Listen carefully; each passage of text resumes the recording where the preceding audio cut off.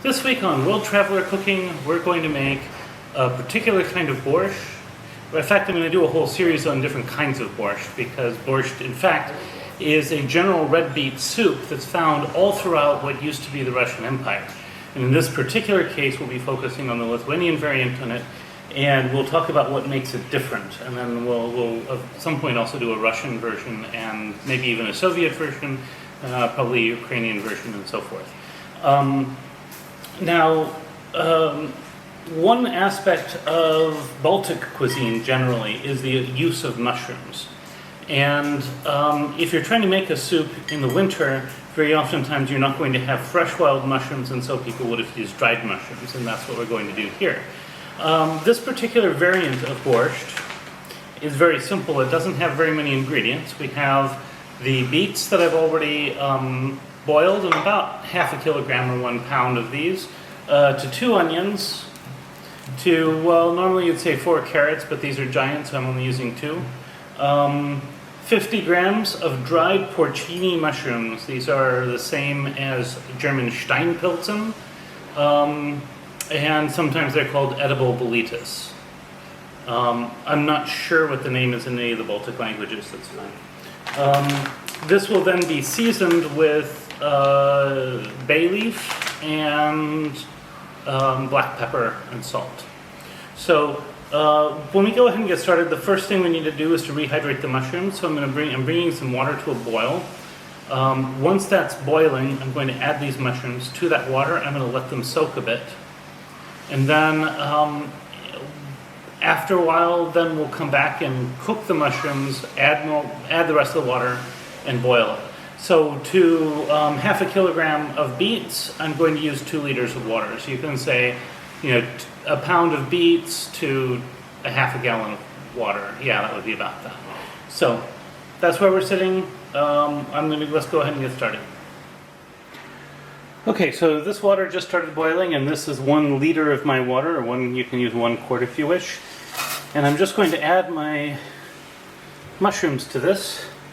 I'm going to cover it, and I'm going to let them just sit in this water and soak and rehydrate. I'm going to let them sit like this for at least the next 20-30 minutes, and then we'll be back. So now these have been soaking for quite a while. You could boil them again, but I don't think that's necessary. At this point, I'm just going to scoop these out, and I'm going to add the rest of the water. So this was 1 liter of water. I'm going to add another liter of water. Then I'm going to add the finely chopped onions and carrots along with the spices, and we'll go ahead and get that part started.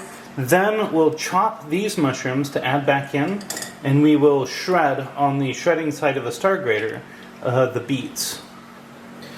In goes the rest of the water. You can see that's still really dark. Looks like there may still be some mushrooms in there. Let me just check. Onions.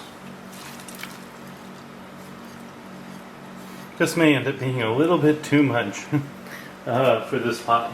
If I have to, I'll move it to a bigger pot. But next, carrots.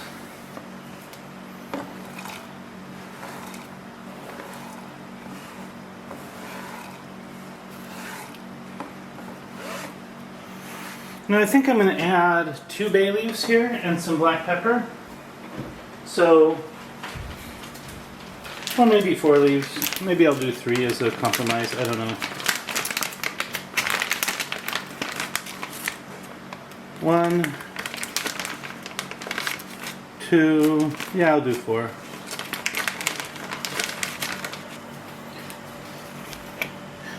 Pepper. And then, of course, salt.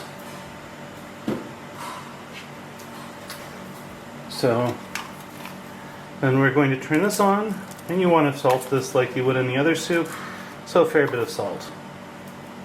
And we're going to turn this on, bring this to a boil, and then once this has been boiling for a while, we'll add back the mushrooms and the beets. So we're going to use this side of the star grater, the shredding side, and just basically going to shred each of these beets. And these beets are somewhat cooked unevenly, so I'll probably add them sooner rather than later. At any rate, once I have all these shredded, I'll be back and we will combine stuff and let it cook. So since this is relatively full, I'm going to start adding the beets. Actually, I changed my mind and I got all the beets in. All I have to do now is add the mushrooms back.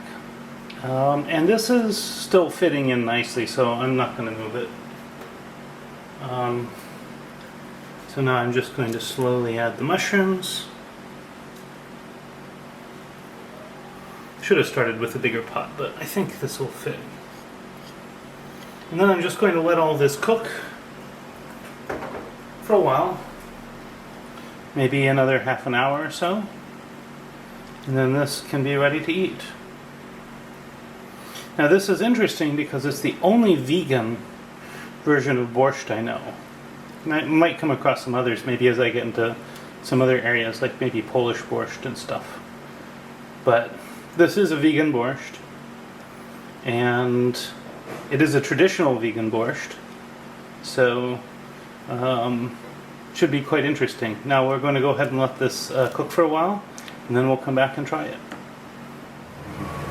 So this has been boiling for now like 30 minutes or so, and you can boil it for longer or shorter, how you like, but I would recommend boiling it for at least half an hour, 20 minutes or half an hour, and then basically we're going to serve it. Now in everything I found, I haven't found evidence of Lithuanians eating this with sour cream.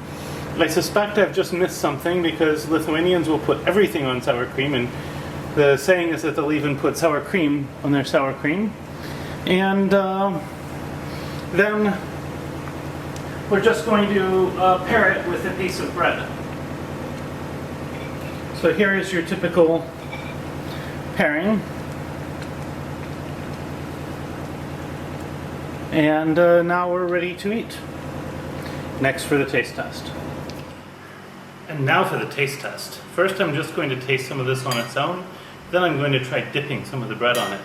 First, as a note about the color, certainly the beet color predominates.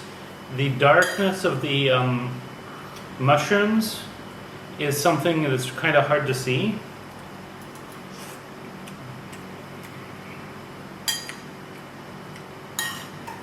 Wow. Flavor-wise, though, the mushrooms really, really come through.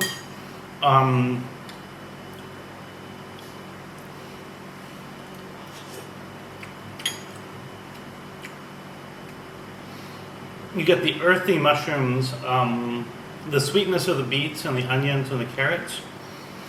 The salt and the seasonings just kind of add to the background. This is actually really, really, really tasty. Next, I'm going to try dipping some of the bread in it.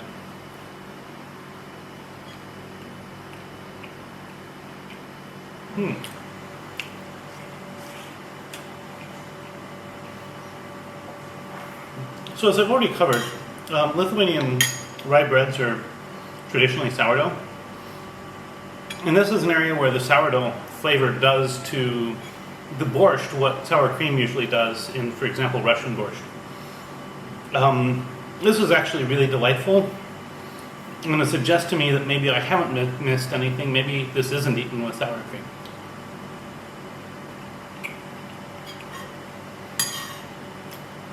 This is really, really tasty.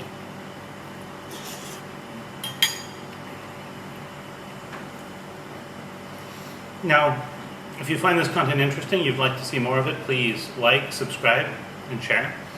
You can also check out my Patreon page if you'd like to support my work. On